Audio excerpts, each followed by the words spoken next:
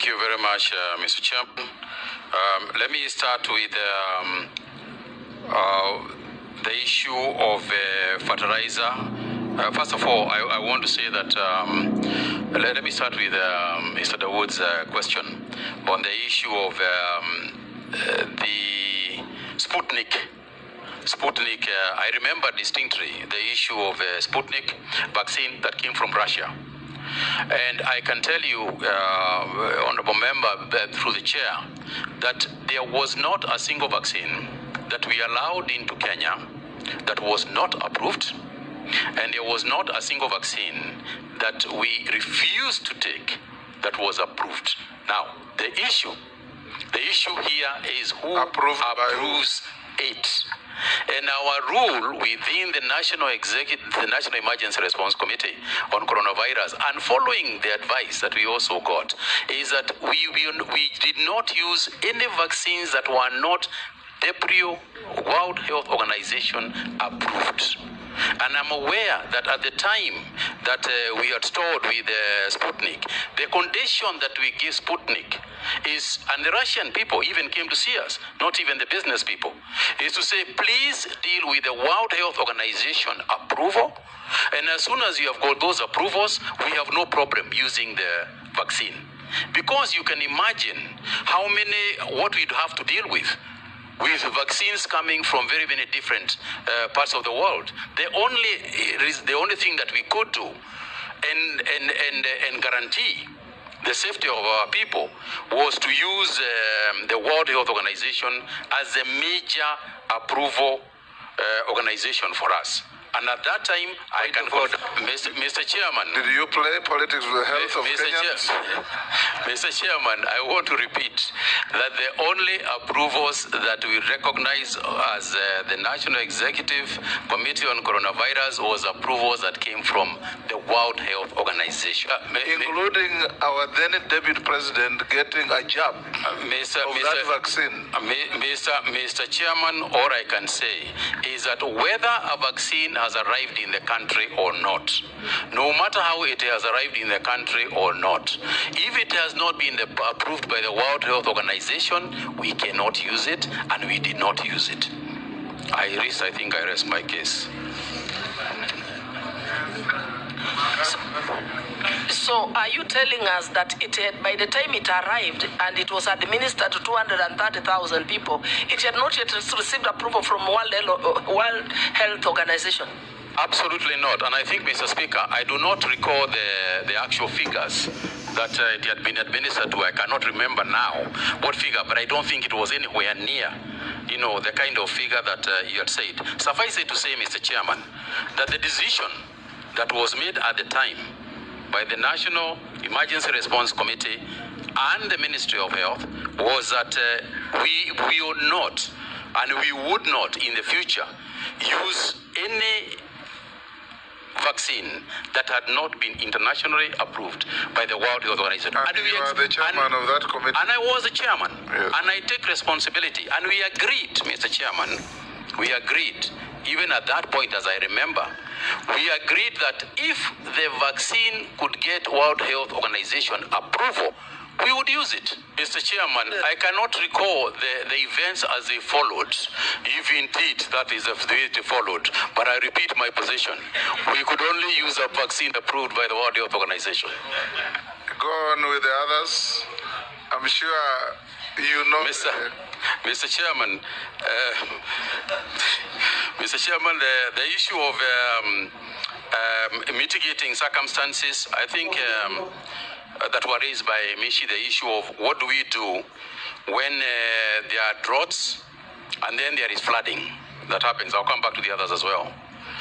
I agree with her that, Honorable Chairman, that the issue of drought mitigation is critical, and it has been there a long time. We all know about Budalangi, and we know other areas in the coast, and season after season, the discussion is the same. And what I would like to commit myself to, Mr. Chairman, is working with the ministries involved.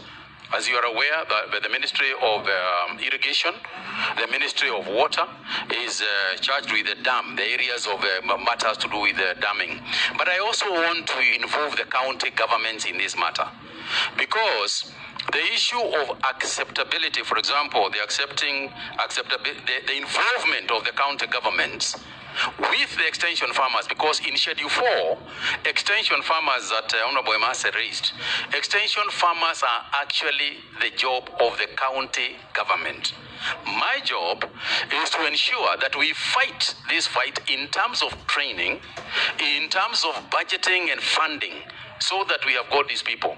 And I would like to refer to the matter that you referred, which you said that this house is the one that allocates budgets, and to say that in spite of that, we can also predicate some of these things on what Honorable Naisura had raised on the issue of donors. This is one of the areas that we could try very hard to work with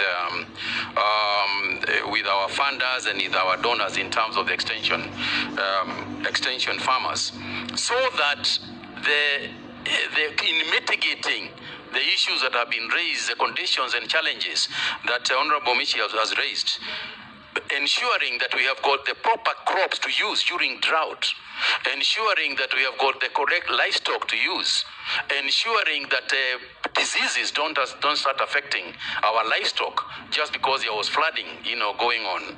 I think that is a job that will ably be done by extension people. I think they are as crucial as Mheshimiwa Wanyonyi had raised.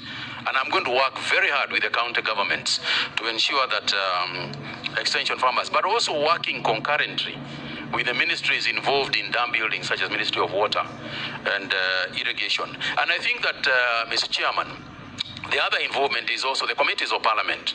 The committees of parliament on agriculture, the committees of parliament on health, on water and cooperatives. I think sometimes it is also good for us to have discussions together with them. And I propose to also engage them so that we can discuss budgeting and budget allocations also here, together obviously with the budget committee. Mr. Chairman, yes, Honorable Michi spoke about the aspect of job creation in agriculture. And I think that sometimes we also miss opportunities of job creation in agriculture. For example, we are talking about fertilizer subsidies. And we have got companies in this country that can actually make fertilizers. Away from the coast, there are some companies in the coast. And it is true that if we structure the subsidies properly, it is possible that these companies that make fertilizers can be funded or can be part of the subsidy movement, so that they too can create jobs. I think whatever we do, at whatever time we do it, we need to ensure that any opportunity to create a job is not lost, because part of the challenge we are having with our youth is actually that job, the aspect of job creation. And I think I alluded to the issue of disease, disease management. Again, research on these issues is going to assist us a lot on disease management. But I think that it is better to use preventive measures, ensuring that the diseases don't occur in the first place, rather than curative measures that we have got to deal with after the event has taken place. On the issue of sugar and the sugar bill, yes, I'm aware that the sugar bill has gone through, and I'm also aware that we produced this year, a large quantity, in perhaps the highest quantity, a large quantity of sugar, which actually might save us from importing sugar this year. And I think that is a fantastic development, but it must not be at the cost of the farmer. It cannot be at the cost of the farmer, because I think we should understand that the subsidy to the farmer is not a subsidy to the farmer per se. It is only a subsidy to the farmer directly. It is indirectly a subsidy to the consumer, because it is the Sugar Act nominee is awaiting, if you are approved, to promulgate the regulations. I'm aware of that, Mr. Chairman. That you are now delving into. Yes, I'm aware of that, Mr. Chairman, and that's what I alluded to. And I think that the regulations will be done in the fastest possible time.